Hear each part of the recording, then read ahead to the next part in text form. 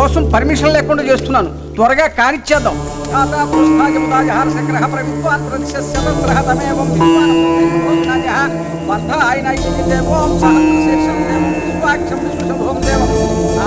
కౌశల్య, ఎందుకు టెన్షన్ పడుతున్నావు? పెళ్లి జరిగిపోతుందిగా. మనది పెద్దలు దీవించే పెళ్లి కాదు, ద్వేషించే పెళ్లి. మీ నాన్నకి మా నాన్నకి ఈ పెళ్లి ఇష్టం లేదు. పెళ్లి చేసుకుంటే చంపేస్తానని మా నాన్న బెదిరించారు.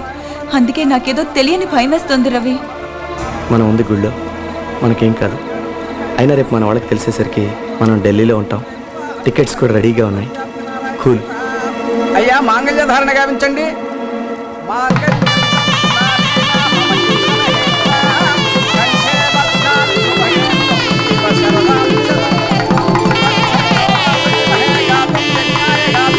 కంగ్రాచులేషన్స్.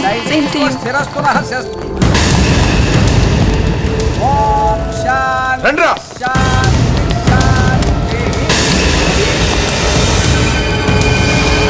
Let's go.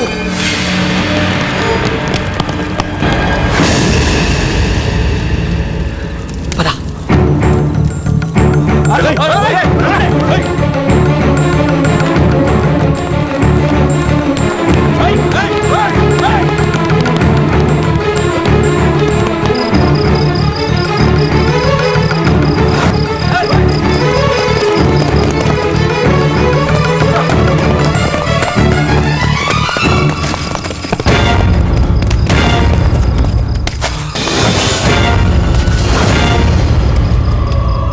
కౌసల్య, నువ్వు డైరెక్ట్గా ఎయిర్పోర్ట్కి వెళ్ళిపో. నేను వీళ్ళ సంగతి చూసుకొని వస్తాను.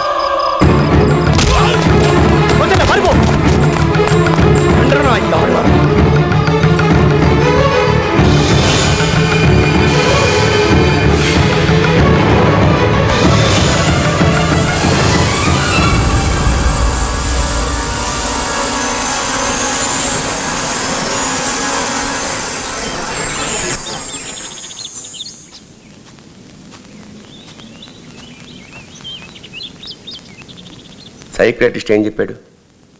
పోయిన వాళ్ళ గుర్తులు జ్ఞాపకాలు ఉండొద్దన్నాడా? నా మాట నేను మర్చిపో. అంత ఈజీ కాదు. అయినా ఇదంతా మీ వల్లే. ఆ రోజు నన్ను బలవంతంగా తీసుకొచ్చారు. నేను బలవంతంగా తీసుకురావడం వల్లే బతికిపోయావు. లేకపోతే ఆ రంగారావు తన కూతురుని చంపించినట్టే నిన్ను చంపించేసేవాడు. చేస్తే పేడ వదిలిపోయేది. అన్నిటికీ చావే పరిష్కారం కదరా. నా మాట విను. మంచి సంబంధం చూశాను. ఆ అమ్మాయిని పెళ్లి చేసుకుని ఏ ఫారిన్ వెళ్ళిపో. కౌశల్యని మర్చిపోవడం నా వల్ల కాదు నాన్న.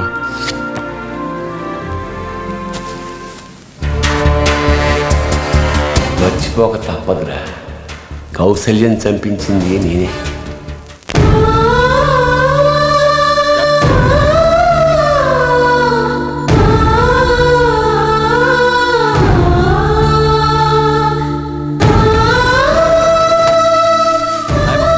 లక్ష్మి జాగ్రత్త, మేము బండి మీద వచ్చేస్తాం.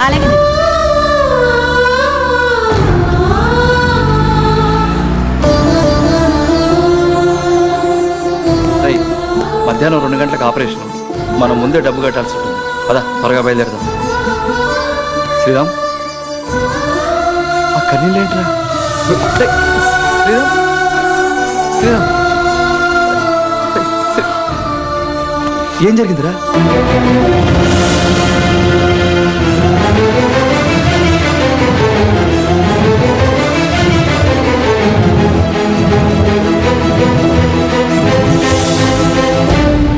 మంచి తప్ప చెడు తెలియని నిన్ను దొంగ మోసగాడు అంటుంటే ఎలా భరించావురా? ఉన్న విషయం చెప్పుండొచ్చు కదా. ఎలా చెప్తానురా? కోమాలోకి వెళ్ళడానికి ముందు ఆమె నా దగ్గర ఎవరితోనూ చెప్పొద్దని మాట తీసుకుంది. నన్ను ప్రేమించిన సుప్రజ, నన్ను ఇష్టపడే రంగారావు గారు, ఇద్దరి దృష్టిలోనూ నేను నేరస్తున్నైపోయాను. ఏదో ఒక రోజు నిజం బయటపడి వాళ్ళకి నీ మంచితనం తెలుస్తుందిరా. బాధపడకు. రావయ్యా, శ్రీరామచంద్రమూర్తి రా. ఏంటి ఫిక్స్డ్ డిపాజిట్ చేస్తావా, లాకర్లో పెట్టుకుంటావా? ఏంటి సార్ మీరు అనేది? అదేనయ్యా, రంగారావు గారి ఇంట్లో కొట్టేసిన 10 లక్షలు మరి జాగ్రత్త చేసుకోవద్దు.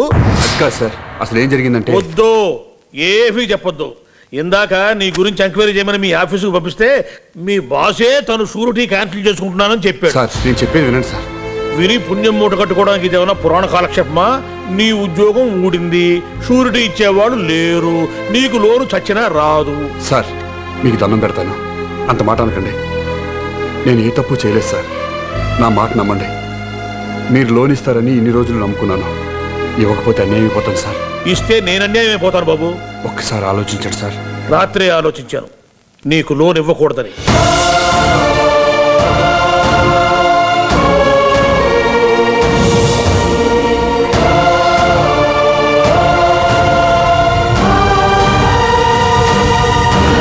నేను అడిగిన రోజు అది ఇచ్చిచ్చుంటే నీకు ఈ కష్టాలు తప్పేవి కదయ్యా శ్రీరామ్. కష్టాల నుంచి తప్పించుకోవాలని ఇవ్వట్లేదు సార్, తప్పనిసరి ఇస్తున్నాను. మరి ఆ రోజు నువ్వు చెప్పిన నీ ఆశయం ఇప్పుడు ఏమైంది? అవసరం ముందు ఆశయం ఓడిపోయింది సార్. కొన్ని దక్కించుకోవడానికి కొన్ని పోగొట్టుకోక తప్పదు. మరి ఇవాళ నేను చాలా బిజీ శ్రీరామ్. నా కొడుక్కి నిశ్చితార్థం, డబ్బు రేపొచ్చి తీసుకో. లేదు సార్, నాకు డబ్బు ఇప్పుడే కావాలి. అవతల గెస్ట్ వస్తున్నారా? కుదరదని చెప్పారుగా. ఆ మాటలో నరసింహ గారు, నాకు వేరే దారి లేదు. నాకు డబ్బు ఇప్పుడే కావాలి సార్. రేపు ఇచ్చిన ఉపయోగపడదు సార్. అది కాదయ్యా. ఇంకేం మాట్లాడదు సార్, మీ కాలు పట్టుకుంటాను. అంతదాకా ఎందులే, ఇలా ఇయ్యి. దీని మీద చిన్న సంతకం పెట్టు. ఈ ప్రాజెక్టుతో నీకే సంబంధం లేదని రాసిన డాక్యుమెంట్స్. మధ్యాహ్నం 2 గంటలకు ఆపరేషన్. మనం ముందే డబ్బు కట్టాలి. వారం రోజుల్లో మా బాస్ రంగారావు గారు వచ్చేస్తారు.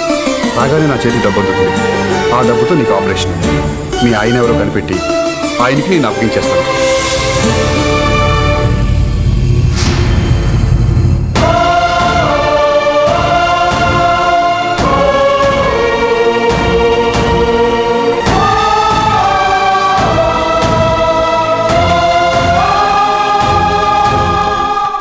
ఇదిగో నువ్వు అడిగిన 10 లక్షలు.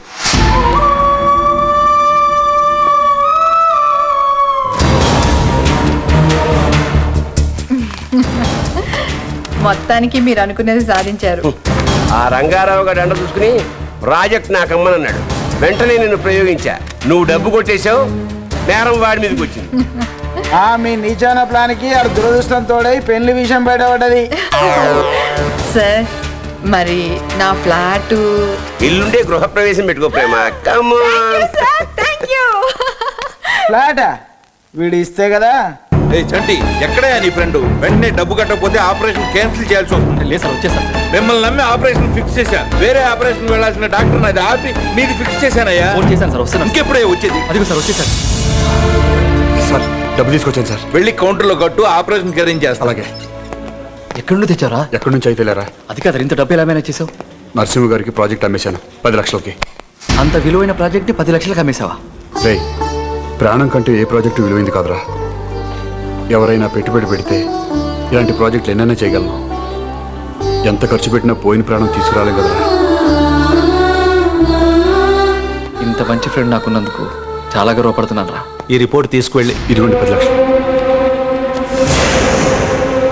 ఏమిటమ్మా, ఒంటరిగా కూర్చుని ఆ శ్రీరామ్ గారి గురించి ఆలోచిస్తున్నావా? అతని గురించి మర్చిపోమ్మా. మన అదృష్టం బాగుంది కాబట్టి ఆ రాస్కెల్ గురించి ముందే తెలిసింది. అదో పీడకలనుకో. చెప్పండి డాక్టర్ గారు. ఇక్కడ శ్రీరామ్ మా హాస్పిటల్లో 10 లక్షలు డిపాజిట్ చేస్తున్నాడు. అది మీ ఇంట్లో పోయిన డబ్బేమోనని నాకు అనుమానంగా ఉంది. నిజమా? అవును, మీరు ఒకసారి వచ్చి కన్ఫర్మ్ చేస్తే. నేను వెంటనే వస్తున్నానండి. అమ్మా, డాక్టర్ గారు ఫోను. వాడి పెళ్ళాం ఆపరేషన్కి 10 లక్షలు కట్టట. దీన్ని బట్టి అర్థమైపోలా, వాడికి పెళ్లి కాలేదన్నమాట అబద్ధం. మన ఇంట్లో దొంగతనం చేశాడన్నది మాత్రం నిజం. వాడి సంగతి తేలుస్తాను. నేను కూడా వస్తానన్నా. మంచివాళ్ళ నటించి నమ్మించి మోసం చేసిన అతన్ని పోలీసులు అరెస్ట్ చేయటం నా కళ్ళారా చూడాలి. పదన్నానా.